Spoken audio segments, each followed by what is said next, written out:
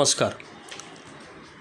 आपण माय English book 8th standard आपण बी the best he Kavita zoom मीटिंगमध्ये पहिला स्तांजा झाला होता. आता मी परत आपण रिपीट करू आणि इथून पुढं सगळे मी तुम्हाला रेकॉर्ड करून पाठवत जाईल व्हिडिओज. आता तुमच्यासमोर तुमचं पुस्तक दिसतं आहे. तुमच्या समोरही स्वतःचं पुस्तक असलं पाहिजे. त्याच्यामध्ये ज्या गोष्टी मी तुम्हाला सांगतो आहे तर त्या गोष्टी खाली पेन्सिलने अंडरलाईन करायचे. ते इंग्लिशचे शब्द असतील ते घरी 5-5 वेळा लिहायचे आणि त्याचं पाठांतर करायचं. आता हे आपलं constitution of India, national anthem, pledge, preface या सगळ्या गोष्टी इथं दिल्यात. आणि याच्यामध्ये बघा हे महत्त्वाचं की compulsory English learning outcomes standard 8 म्हणजे आपण ह्या 8वी इयत्तेमध्ये काय काय शिकणार आहोत. तर ह्या सगळ्या गोष्टी इथं दिलेल्या आहेत. हे आपण वाचायच्यात.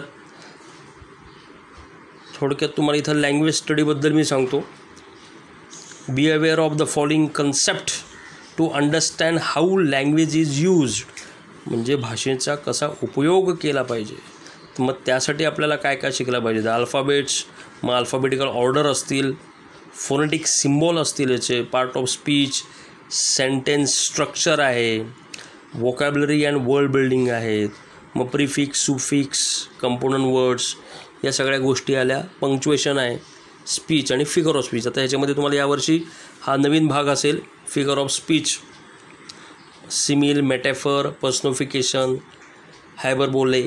तर ह्या सगळ्या गोष्टी आपण शिकणार आहोत. आता आपल्याला टोटल 4 युनिट आहेत, बरोबर. तर या 4 युनिटपैकी आत्ता सुरुवातीला आपल्याला युनिट 1 मधील 1.2, 1.1, 1.2, 1.3 आणि 1.4 या गोष्टी पहिल्या युनिटपर्यंत आपण शिकणार आहोत. सुरुवातीला आपण झूम मीटिंगमध्ये बी द बेस्ट या कवितेची सुरुवात केली होती. सुरुवातीला आपण तुम्हाला हे बघा इथे इंट्रोडक्टरी ॲक्टिव्हिटीमध्ये फुल फॉर्म आणि कॉन्ट्रॅक्टेड फॉर्म. कॉन्ट्रॅक्टेड फॉर्म म्हणजे काय, तर शॉर्टकट, शॉर्ट फॉर्म कसा लिहितात. आता जसं आय एम बिझी, तर एम जो आहे आय एम ह्याच्यामध्ये ॲपोस्ट्रोफी एस देऊन busy, I am busy, I am busy, I am busy, I am busy असा त्याचा उच्चार होतो. They are tired, they are tired, he is not coming, he इझंट coming किंवा ही इझंट नॉट कमिंग असं म्हटलं जातं. तर असे हे शॉर्ट फॉर्म आहेत. कॉन्ट्रॅक्टेड फॉर्म त्याला म्हटलं जातं. तसं इथं तुम्ही हे पूर्ण करायचं. जसं आपण तुम्हाला सांगितलं झूम मीटिंगमध्ये मी सुरुवातीला काही मुलांनी हे पूर्ण करून दिलं आहे. ज्यांनी दिलेलं नाही आहे ते मला पूर्ण करून द्यायचं आहे. आपण हे पण बघितलं चिटचॅटमध्ये, वॉर्मिंग अपमध्ये तुम्हाला मी हे प्रश्न विचारले होते. त्याच्यानंतर हे सेट दिले होते. Read aloud the following set of words. आपण हे सेट्स वाचले होते. त्यातला एक मी तुम्हाला करून दिला होता. रिव्हर, स्ट्रीम, सी, ओशन जो आहे तर त्यातला पहिला त्याच्या साईजनुसार आपल्याला तो कमीपासून जास्तपर्यंत न्यायचा आहे. तर आपण आता ही बी द बेस्ट ही कविता बघूयात. पहिला स्तांजा बघितला होता पण तरीसुद्धा आपण सगळं हे मी तुम्हाला रेकॉर्डिंग करून पाठवते म्हणून पहिल्यापासून सगळं बघूयात आपण. बी द बेस्ट. तर बी द बेस्ट म्हणजे काय. बेस्ट म्हणजे सर्वात चांगलं. Good, better, best. चांगलं, त्यापेक्षा चांगलं, सर्वात चांगलं. तर आपण सर्वात चांगलं बनण्याचा, चांगलं असण्याचा प्रयत्न करूयात असं ह्या डग्लस मॉल्शोज यांचं म्हणणं आहे. Be the best if you can't be a pine on the top of the hill. मी काय करतो पहिल्यांदा तुम्हाला सगळी कविता वाचून दाखवतो, मग आपण त्याचे स्तांजा वाईज त्याचं स्पष्टीकरण घेऊ. तर ऐका सगळ्यांनी. सर्वांच्या समोर पुस्तक देखील आहे किंवा हे स्लाईड दिसत असेल तुम्हाला, ती बघा. प्रत्येक शब्द व्यवस्थित ऐका, त्याचा उच्चार ऐका म्हणजे तुम्हाला परत परत वाचताना, कविता वाचताना लक्षात येईल. बी the best if you can't be a pine on the top of the hill, B a scrub in the valley, but be the best little scrub by the side of the rill. Be a bush if you can't be a tree. If you can't be a bush, be a bite of a grass, and some highway happiers make. If you are a muskie, then just be a bass, but the liveliest bass in the lake. We can't all the captains, we have got to be a crew. There's something for all of us here. There's big work to do, and there's lesser to do, and the task you must do is the near. If you can't be a highway, then just be a rail. If you can't be a sun, be a star. It isn't by size that you win or you fail. But last line is very important for us, that be the best whatever you are. Douglas यांनी ही लिहिलेली कविता अतिशय सुंदर आहे. थोडक्यामध्ये या 4 stanza ज्या आहेत त्यांच्या, तर 4 स्टांजामध्ये त्यांनी काय म्हणायचं त्यांना हे त्यांनी थोडक्यात सांगितलेलं आहे. आपण आता त्याच्या प्रत्येक स्टांजा वाईज जाऊया. बी the best if you can't be a pine on the top of the hill, B a scrub in the valley but be the best little scrub by the side of the reel, B a Bush if you can't be a tree. आता जे मी नवीन काही शब्द याच्यामध्ये new words जे आलेले आहेत, difficult words ज्याला आपण म्हणतो, न्यू वर्ड्स डिफिकल्ट वर्ड, तर त्याचे मी अर्थ सांगितल्यानंतर ते तुम्ही लिहून घ्यायचे आहेत, पाठ करायचे आहेत, 5-5 वेळा आपल्या वहीमध्ये लिहायचे आहेत आणि पाठ करायचे आहेत. पाईन ट्री, इथं काय आलं बघा, if you can't be a pine on the top of the hill. आता इथे पाईन हा जो शब्द आलेला आहे, तर हा पाईन नावाचा एक वृक्ष आहे, तर तो कुठं आहे, तर टॉप ऑफ द हिल. मग if you can't be a pine on the top of the hill, काय म्हणायचं आहे की हा पाईन नावाचा जो वृक्ष असतो तो कुठे असतो, टेकडीवर असतो. आणि जर तुम्ही ते नसाल, म्हणजे सर्वात टेकडीवर असणाऱ्या वृक्षासारखे तुम्ही नसाल, मग तुम्ही काय असाल, तर बी a scrub in the valley. मग तुम्ही छोटे का त्या दरीमध्ये, त्या खोल दरीमध्ये असलेले एक छोटेसे स्क्रब. इथं स्क्रब म्हणजे काय, अतिशय छोट्या असणारे वृक्ष, छोटी झाडं तुम्ही असाल. छोटी झाडं जरी तुम्ही असाल तरीसुद्धा कसे असले पाहिजे, be the best. But be the best little scrub by the side of the rill. Rill म्हणजे ओढा, स्ट्रीम. रिलचा अर्थ स्ट्रीम, स्ट्रीम म्हणजेच ओढा. मग तुम्ही त्या ओढ्याच्या कडेला असणारे जसे छोटे छोटे वृक्ष आहेत, तर ते सुद्धा आनंद देतात माणसांना. तर तशा पद्धतीनं तुम्ही जगण्याचा प्रयत्न कराल. भले मोठे नसाल, छोटे असाल, तर ज्या ठिकाणी तुम्ही आहात त्या ठिकाणचं तुम्ही आनंद, त्या ठिकाणी तुम्ही आनंद द्यायचा, निर्माण करायचा प्रयत्न करा. बी a Bush if you can't be a tree. तुम्ही मोठे वृक्ष नसाल, एक छोटंसं झुडूप असाल, छोटंसं झाड असाल, तरीसुद्धा ते जसं दुसऱ्याला आनंद देतं तसं तुम्ही द्यायचा प्रयत्न करा.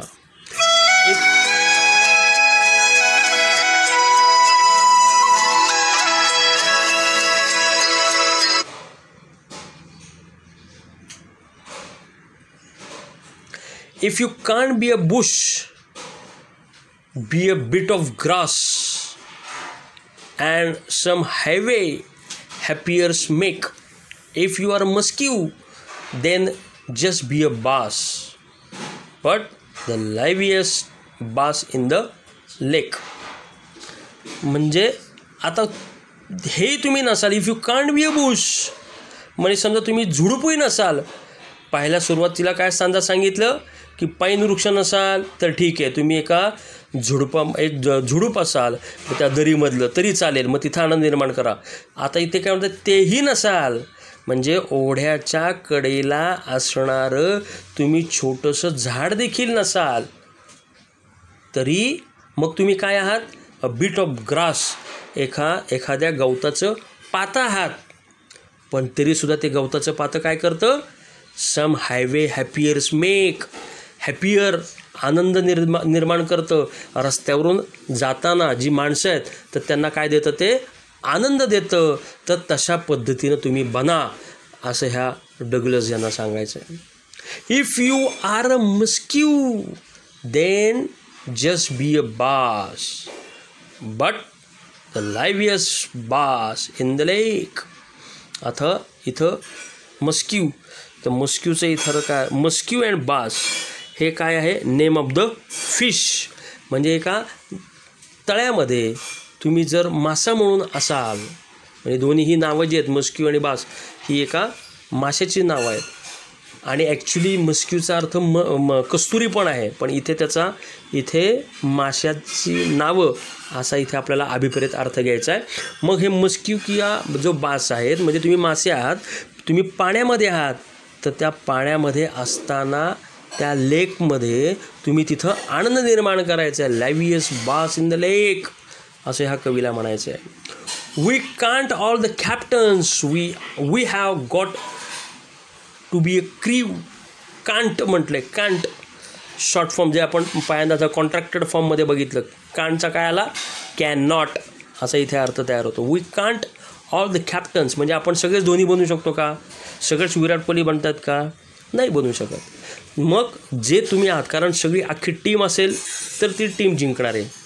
मग मी फक्त बॉलरच आहे, मी फक्त बॅट्समनच आहे असं म्हणून चालतं का, तर नाही. मग जे तुम्ही आहात, जरी शेवटच्या 12वा खेळाडू म्हणून जरी तुम्ही गेलात आणि जर तुम्ही चांगल्या पद्धतीनं काम केलं तर मग तुम्हाला चषक पण मिळतं. तुम्ही तिथं गेल्यानंतर तुम्ही मॅच जिंकल्यानंतर तुमचं कौतुक पण होतं. मग त्या पद्धतीनं तुम्ही सगळे जरी कॅप्टन नसाल तर त्या क्र्यूवर, we have got to be a crew, म्हणजे त्या जहाजावरती काम करणारी जरी माणसं जरी असाल तरीसुद्धा तुम्ही ते चांगल्या पद्धतीनं केलं पाहिजे. There something for all of us here, हे सगळं आपल्यासाठी आहे. देअर्स, मग तिथे there's big work to do and there lesser to do and the task you must do is the near. तुम्ही छोटं काम करताय का मोठं काम करताय, माझा व्यवसाय छोटा आहे, मग मला जास्त पैसे मिळत नाही, मग माझं घर कसं ना, मग तो किती मोठा आहे, मग हा विचार न करता छोट्या मोठ्याच्या गोष्टी इथं पूर्णपणे या कवितेमध्ये काय दिसतं, एक प्रकारे आपल्याला कंपॅरिझन केलेलं दिसतं, बघा इथं, बरोबर आहे.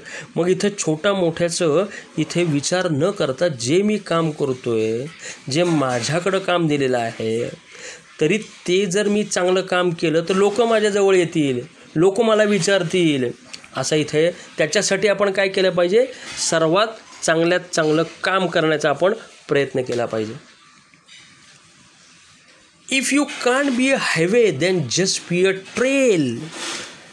आता बघा, if you can't be highway, आता इथे कशाचा उल्लेख केला, हायवे आणि ट्रेल म्हणजे काय, तो छोटा रस्ता, अरुंद रस्ता. हायवे म्हणजे आपण बघतो मोठे रस्ते असतात ज्याच्यावरनं मोठमोठ्या गाड्या जातात, नॅशनल हायवे ज्याला आपण म्हणतो. मग तो नॅशनल हायवे आपण असलंच पाहिजे असं नाही, जरीसुद्धा हा नॅरो पाथ म्हणजे जर आपण ट्रेल असू तर त्याचाही वापर केला, तो हायवेमध्ये ट्रॅफिक जाम झालं तर छोट्या छोट्या मार्गातून म्हणजे आपल्या गल्लीबोळातून आपल्याला लवकर जाता येतं, बरोबर की नाही. त्याच्यामुळं त्यालाही तेवढंच महत्त्व आहे, गल्लीबोळातल्या रस्त्यालाही तेवढंच महत्त्व आहे.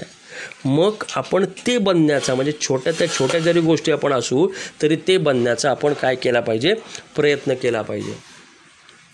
If you can't be the sun be a star.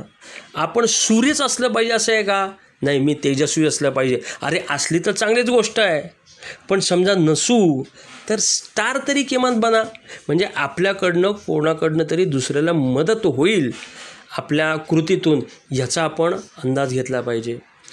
It isn't by size that you win or you fail.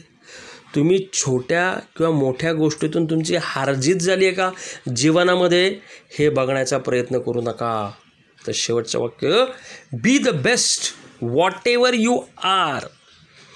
We need to be the best whatever we do. आपण सगळ्यात चांगलं काय देतोय, काय दुसऱ्याला देता येईल याचा आपण इथे विचार केला पाहिजे, असं ह्या कवीला वाटतं. म्हणून शेवटचं वाक्य परत एकदा वाचतो, be the best whatever you are. तुम्ही जे काही आहात तर तेच असा, तसेच राहू द्या, तसेच असा मोठ्या बनण्याचा प्रयत्न करू नका. पण जे आहात, तर समजा माझं अक्षर चांगलं आहे तर मी सर्वात चांगलं कसं पेंटिंग करून देता येईल, लोक माझ्याकडे मी त्यांना चांगल्यात चांगलं कसे पेंटिंग करून देईल. माझा आवाज चांगला आहे तर मी त्यासाठी सर्वात चांगला आवाज काढून लोकांना कसं खुश करेल, ह्याच्यासाठी आपण प्रयत्न केला पाहिजे, असं ह्या डगलसचं सांगायचं, या कवितेमध्ये त्यांना सांगायचं होतं. आपण पूर्णपणे ही कविता बघितली. आता जे शब्द तुम्हाला सांगितलेत ते सगळे जे न्यू वर्ड्स आहेत ते लिहून काढा, पाठ करा आणि मला पाठवत चला. इथे इंग्लिश वर्कशॉपमध्ये आता परत एकदा आपण बघू. Read the words names given below the put the big size bigger ones in the big circle and smaller ones in the, म्हणजे थोडक्यात साईजनुसार जे आहेत आपण जे आता बघितले, तर छोट्या सर्कलमध्ये छोटे आहे ते त्याच्यामध्ये लिहायचे, मोठ्या सर्कल म्हणजे मोठे ते लिहून काढायचे आपल्याला. तिसऱ्या याच्यामध्ये रायमिंग वर्ड्स आहेत ते लिहायचे. चौथ्या याच्यामध्ये complete the following appropriate words phrase from the poem, कविता वाचून ती आपल्याला पूर्ण करायची. जसं इथं if you can't be a pine be a scrub अशा कवितेमध्ये आलं आहे. तसंच खाली if you can't be a tree, पुढं काय येईल तर if you can't be a tree be a bush, अशा पद्धतीने ती पूर्ण करायची. पाचवा जो आहे तो ट्रू अँड फॉल्स आहे, तर ते वाचा. All must be the captains of the team असं दिलं आहे काय, तर नाही, तर हे फॉल्स आहे. तर हे वाचायचं आणि पूर्ण करून मला आजच्याच पाठवायचे. आता आपण इथे नवीन तुम्हाला ॲप्रोप्रिएशन ऑफ द पोएम इथे येणार आहे. यावर्षीपासून तुम्हाला हे नवीन असेल, तर आपल्याला 9वी आणि 10वीला आणि ह्याही वर्षी याचा सराव आपल्याला करायचा आहे. कारण हा 5 मार्काचा प्रश्न जो आहे तर हा 10वीला देखील विचारला जातो आणि हे हातचे मार्क असतात, त्याच्यामुळे हे आपल्याला कळलं पाहिजे. आता सर्वात का हातचे सोपे का मार्क असतात, ते तिथंच कविता दिलेली असते, त्या कवितेचं नाव असतं, पोएट असतो, त्याचं ते नाव लिहायचं असतं. तर इथं बघा the title of the poem is, आता ह्या कवितेचं टायटल काय आहे तर बी द बेस्ट. रायटर कोण आहे तर डगलस माल्चो, असं त्यांनी तिथं नाव तुम्ही बघितलं मग असे, तर ते लिहायचे. द पोएम हॅज किती स्टांजा आहेत 4 stanza. Each stanza has 4 lines. The lines that rhyme in each stanzas are first, third, second जे आहे ते तुम्ही बघून लिहा काय रायमिंग आहे ते. The poet compare the big things with smaller things, बरोबर की नाही, कम्पेअर केले, छोट्या आणि मोठ्या गोष्टींचं कम्पॅरिझन केलेलं आहे. त्याच्यानंतर the lines I shall always remember, आपल्या सर्वात एक जी शेवटची लाईन आहे तीच लक्षात ठेवण्याजोगी आहे. कुठली तर be the best whatever you are, असं इथं दिलेलं आहे. ठीक आहे, आता सर्वांना ही कविता कळली असेल असं मी गृहीत धरतो. परत एकदा हा व्हिडिओ बघा, समजून घ्या कविता. काही प्रश्न असतील तर मला विचारत चला. आपण आता उद्या हा अँड्रूक्लोज अँड द लायन हा एक धडा बघू. त्याच्या अगोदर हा चिटचॅटचे प्रश्न वाचून घ्या. त्यानंतर हे आपण धडा बघितल्यानंतरच हे तुम्हाला सोडवायचं आहे, ते आपण हे नंतर बघू. आज तुम्ही काय करा, हे जी आपली कविता झाली ती वाचा, त्याचे प्रश्न सोडवा आणि पेज नंबर हे 7 आणि 8 असावं, बरोबर. 7 आणि 8 जे आहेत हे 2 पेजेस जे आहेत हे वाचून ठेवा. यातले जे नवीन शब्द असतील तर ते डिक्शनरीमधून शोधा, लिहून ठेवा. आपण उद्या मी तुम्हाला ह्याचा व्हिडिओ परत एकदा तयार करून पाठवतो. तोपर्यंत थँक्यू. धन्यवाद मित्रांनो. जिजामाता स्कूल भोसरी या चॅनलला सबस्क्राईब करा आणि बेल आयकॉन दाबायला विसरू नका. जय हिंद, जय महाराष्ट्र.